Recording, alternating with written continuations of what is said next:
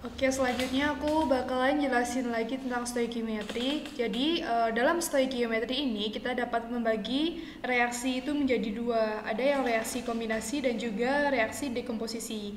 Nah, dalam reaksi kombinasi ini kita akan mengkombinasikan dua zat untuk menjadi satu zat tunggal. Contohnya, ada CaO ditambah H2O akan menghasilkan CaOH dua kali.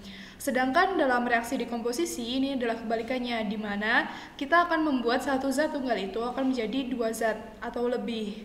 Contohnya ada PbCO3 menjadi PbO ditambah CO2. Dalam contoh soalnya, apabila kita memiliki sampel yang mengandung 1,505 dikali 10 pangkat 23 mol Cl2, berapakah sih mol yang terkandung dalam Cl2 tersebut? Nah, kita tahu bahwa N itu dapat juga dicari dengan membandingkan antara nilai 1,505 dikali 10 pangkat 23 mol dibagi dengan 6,02 dikali 10 pangkat 23. Berarti nilai molnya ini adalah 1/4 kira-kira. Berarti ini adalah 0,25 mol yang terkandung dalam Cl2. Nah, selanjutnya kita juga akan memberikan contoh cara menghitung rumus empiris. Jadi apabila dalam soal itu kita ketahui ada persen massa unsur, kita dapat mengasumsikan persen massa unsur tersebut menjadi gram. Setelah itu kita hitung molnya dengan membandingkan massa unsur tersebut dengan nilai MR atau AR yang dikandungnya. Setelah kita punya nilai molnya, kita dapat membandingkan untuk didapatkan rumus empirisnya. Nah, di sini ada contoh. Kita punya etilen glikol atau senyawa untuk automobile freeze itu yang terdiri dari 38,7% C, 9,7% H, dan 51,6% O. Terus bagaimana kita menentukan rumus empirisnya? Langkah yang pertama, kita akan mencari nilai molnya. Kita cari dulu nilai mol dari C.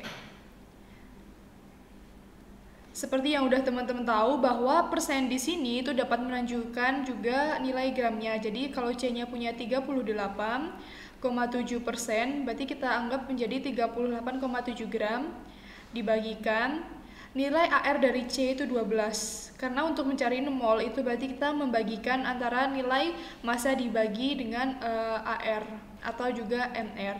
Nah, 38,7 dibagi 12 itu sekitar 3,225 mol.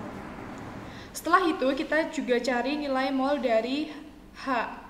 Untuk mencari nilai mol dari H, berarti kita membagikan massa dari H ini atau 9,7 gram dibagi dengan nilai AR dari H, yaitu 1. Berarti nilainya adalah 9,7 mol.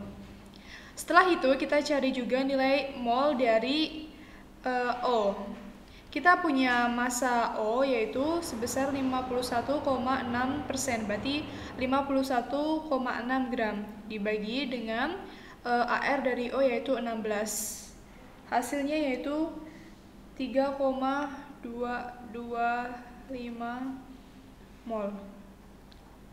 Setelah mencari nilai mol, karena nilainya ini bukan dalam bentuk bilangan bulat, kita untuk menyederhanakan karena rumus empiris itu adalah rumus yang paling sederhana, kita bagi dengan nilai mol terkecil untuk menghasilkan nilai 1. Contohnya di sini berarti kita punya nilai mol terkecilnya berupa 3,225 mol. Berarti semuanya kita bisa bagi dengan nilai 3,225 mol. Yang ini juga 9,7 dibagi 3,225 mol. Yang di bawah juga ya, kita bagi dengan 3,225 mol. Ini berarti 1, yang ini berarti 3, yang ini berarti 1. Berarti untuk rumus empirisnya yang dapat kita asumsikan yaitu nilai C-nya 1, H-nya 3, O-nya 1. Berarti nilai rumus empirisnya yaitu CH3O. Selanjutnya, dalam stoikiometri kita juga akan membahas mengenai analisis pembakaran. Jadi, dalam membahas analisis pembakaran ini, kita akan berhubungan dengan C, H, dan O, di mana mereka ini akan direaksikan pada tungku. C ini akan ditentukan dari massa CO2 yang dihasilkan, sedangkan H akan ditentukan dari massa H2O yang dihasilkan. Kemudian O ini ditentukan dari beda persentase setelah C dan H ditentukan. Untuk mencari massa salah satu unsurnya, entah itu massa C, H, atau O, kita bisa hitung dengan rumus massa sama dengan massa senyawa dikali jumlah senyawa dibagi mR senyawa dikalikan jumlah unsur per jumlah senyawanya dan juga dikalikan dengan AR per jumlah unsurnya. Ada salah satu contoh soal yang dapat kita bahas dalam kesempatan kali ini. Kita punya propen C3H8 itu yang merupakan bahan bakar yang umumnya digunakan untuk memasak dan menghangatkan rumah. Terus kita mau cari berapa sih massa O2 yang dapat diasumsikan untuk pembakaran 1 gram ini. Nah, kita kan punya propen nih di sini. Kita punya propen yaitu C3H8. Karena reaksi pembakaran, maka propen ini akan kita tambahkan dengan O2. Kemudian akan menghasilkan CO2 dan juga H2O. Nah, setelah kita tahu hasilnya, kita harus menyetarakan reaksi yang ada di kanan dan juga di kiri. Nah, karena di kanan kita punya O2, yang di kiri ada O2 dan juga O, kita harus samakan reaksinya. Yang O2 ini kita tambahkan dengan 5, nanti kalian bisa kira-kira. Terus yang C itu kita tambahkan 3, yang H2 itu ada 4. Jadi C yang di kiri dan di kanan itu sama, ada 3, H juga sama, ada 8, O-nya juga sama, ada 10. Selanjutnya baru kita cari nilai massa dari O2-nya. Sebelum kita cari nilai massa dari O2-nya, kita harus tahu dulu nilai AR atau MR. Kita harus cari dulu MR dari C3H8, di mana MR C3H8 berarti ada 3 dikali AR-nya C, yaitu 12, ditambahkan dengan 8 dikali ARH-nya yaitu 1. Berarti ini ada 44. Untuk MR dari O2 sendiri, berarti kita punya 2 dikali 16, berarti kita punya 32. Nah, selanjutnya untuk mencari nilai massa dari O2, berarti kita bikin menggunakan rumus massa senyawanya. Nah, karena di sini kita nggak tahu senyawa C3H8 itu ada berapa gram, kita asumsikan bahwa massanya itu bernilai 1 gram dari C3H8. Dikalikan jumlah senyawa dibagi MR senyawa. Jumlah senyawanya juga karena nggak diketahui, berarti kita umpamakan menjadi 1. C3H8 dibagi MR senyawanya. MR senyawanya berarti 44. Dikalikan jumlah unsur O2 ini berarti ada 5. Dibagikan dengan jumlah senyawanya. Senyawa dari 1 mol C3H8 dikalikan AR-nya. AR dari O2 ini berarti ada 32 dibagi juga dengan jumlah unsurnya, ada 5. Nah, tinggal kita sederhanakan aja, berarti massa dari O2 ini dihitung dengan kalkulator yaitu 3,636 gram. Kemudian dalam pembahasan contoh pembakaran selanjutnya, kita punya reaksi pembakaran sempurna yang menghasilkan 6 gram cuplikan, di mana kita punya pembakaran ini menghasilkan 4,4 gram gas CO2. Berarti kita punya M dari CO2 sebanyak 4,4 gram. Kemudian kita tahu AR dari C itu 12 dan juga O-nya itu 16. Kemudian kita akan mencari seberapa persentase massa karbon dalam cuplikan tersebut. Oke, karena ini reaksi pembakaran, maka kita akan berhubungan dengan C, H, ditambahkan O2 menghasilkan CO2 dan H2O. Nah, karena kita di sini punya CO2, kita cari dulu MR dari CO2. Kita tahu bahwa MR berarti nilai AR-nya C atau 12 ditambahkan nilai AR-nya dari O. 2 dikali 16. Berarti 12 ditambah 32, nilainya 44. Selanjutnya kita akan mencari nilai mol dari CO2. Mol yaitu massa dibagi MR. Dalam kasus ini kita punya massa CO2-nya yaitu 4,4 gram dibagi MR-nya yaitu 44. Berarti kita punya mol dari CO2 ini sebesar 0,1. Oke, berarti C di sini yaitu 0,1 mol. Nah, karena kita akan mencari persentase dari C-nya, seperti yang telah dijelaskan tadi, ketika kita mencari C, kita akan berhubungan dengan CO2. Sedangkan dalam mencari H, kita akan berhubungan dengan H2O. Di sini, karena kita udah tahu nilai molnya dari CO2 itu 0,1 mol, maka tinggal kita masukkan ke dalam rumusnya.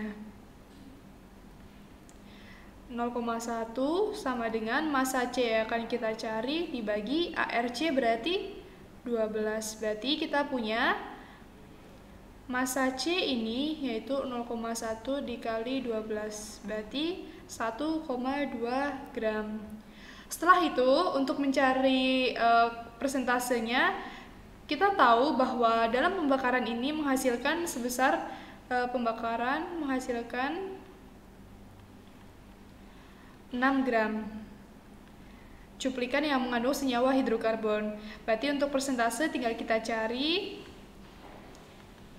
nilai M dari C dibagi M dari pembakaran dikalikan 100%. Berarti kita punya 1,2 gram dibagi 6 gram dikalikan 100%. Berarti kita punya persentase C sebanyak 50% gitu. Oke, selanjutnya dalam stoikiometri kita nggak hanya belajar stoikiometri di atas, tapi kita juga akan belajar mengenai stoikiometri larutan. Seperti yang telah kalian ketahui bahwa larutan merupakan campuran yang homogen. Apa sih pentingnya mempelajari stoikiometri larutan ini? Jadi, stoikiometri larutan ini diperlukan untuk mengetahui banyaknya zat yang dibutuhkan dalam suatu reaksi jika zat yang lain itu telah diketahui besarnya. Nah, selanjutnya, apakah stoikiometri ini punya hubungan yang erat dengan suhu? Ya, tentu, karena suhu ini pada reaksi stoikiometri akan mencapai nilai maksimum atau titik maksimum, sedangkan pada reaksi yang lain, dia itu tidak mencapai titik yang maksimum. Nah, dalam mempelajari stoikiometri ada beberapa konsentrasi yang akan kita gunakan. Yang pertama ada molalitas atau M kecil, yaitu jumlah mol zat terlarut dibagi kilogram dari pelarut. Ada juga molaritas atau M besar, yaitu jumlah mol zat terlarut dibagian dengan liter larutan. Ada juga molaritas ini dalam keadaan STP dapat dicari dengan membagikan antara volume dibagi 22,4. Kemudian untuk mencari persentase beratnya, kita bisa menghitung dengan berat zat terlarut dibagikan berat total dari larutan dikalikan 100%. Dan yang terakhir ada fraksi mol, di mana fraksi mol ini dapat dicari dengan membagikan mol zat terlarut dibagi dengan total jumlah mol. Mengenai soal berikut.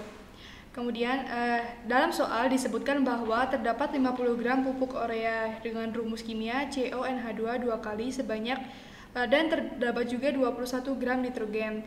Kemudian kita disuruh mencari kemurnian pupuk tersebut. Oke, langkah pertama yang kita ketahui, kita tulis dulu nilai masanya dari urea. Kita punya massa urea sebanyak 50 gram. Selanjutnya kita akan cari dulu MR dari urea. Berarti kita tinggal tambahkan AR dari C, ditambahkan AR dari O, ditambahkan AR dari N sebanyak 2 kali, kemudian ditambahkan AR dari H sebanyak 4 kali. Oke, tinggal kita masukkan Nilai ARC itu 12, ARO itu 16, ARN itu 14 dikalikan 2 berarti 28, dan ARH itu 1 dikalikan 4 berarti 4. Nilainya yaitu 60. Selanjutnya kita akan mencari nilai mol dari urea. Untuk mencari nilai mol urea berarti kita membagikan antara massa urea dibagi dengan mR urea. Berarti kita punya 50 gram dibagikan 60 gram per mol. Berarti kita punya mol yaitu 5/6. Nah, selanjutnya di soal kita tahu bahwa AR dari N2 yang sesungguhnya itu adalah 2 dikali 14 atau 28. Selanjutnya untuk mencari kemurnian dari nitrogen ini berarti kita bisa membagikan antara kita bisa mengalihkan mol yang kita ketahui dengan 28. Nah, selanjutnya kemurnian yang selanjutnya kita bisa cari dengan membandingkan nilai nitrogen yang sesungguhnya dengan nilai nitrogen yang diketahui di dalam soal. Nah, di dalam soal kita tahu bahwa nilai nitrogen yang terkandung dalam pupuk ini sebesar 21 gram. Sedangkan nitrogen sesungguhnya yang seharusnya itu ada 23,3. Kemudian untuk persentase berarti tinggal kita kalikan dengan 100%. Berarti nilai nitrogen yang kemurnian nitrogen ini sebesar 90%.